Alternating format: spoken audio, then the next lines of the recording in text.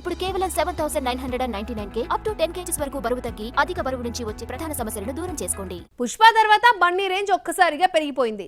Pan India hero అయిపోయాడు. ప్రభాస్ తర్వాత ఎక్కువ రెమ్యూనరేషన్ తీసుకుంటున్న హీరోగా అల్లు అర్జున్ పేరే వినిపిస్తోంది. అయితే ఇలా సంపాదించిన సొమ్మంతా ఎక్కడ ఇన్వెస్ట్ చేస్తున్నాడు?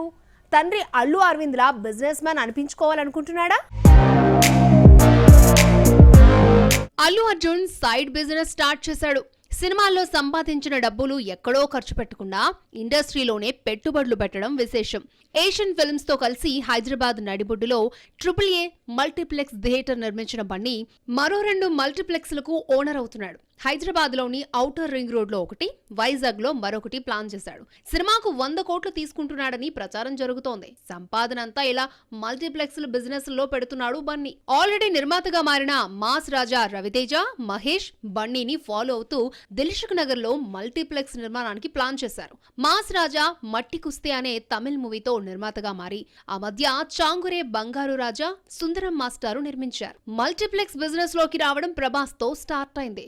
సుళ్లూరుపేటలో వి సెల్యులాయిడ్ పేరుతో స్నేహితులతో కలిసి ఇండియాలోని అతిపెద్ద స్క్రీన్ తో థియేటర్ ని నిర్మించాడు. ఆ తర్వాత మహేష్ ఏషియన్ ఫిల్మ్స్ తో కలిసి హైదరాబాద్ లో AMB మాల్లో భారీగా పెట్టుబడులు పెట్టాడు. ఆ తర్వాత ఇదే గ్రూప్ తో కలిసి హోటల్ రంగంలోకి కూడా అడుగుపెట్టాడు మహేష్. ఇక విజయ్ దేవరకొండ నేను సైతం అంటూ థియేటర్ కు ఓనర్ అయ్యాడు. మహబూబ్ నగర్ లో ఏషియన్ విజయ్ దేవరకొండ పేరుతో మల్టీప్లెక్స్ లో పార్ట్నర్ అయ్యాడు రౌడీ హీరో.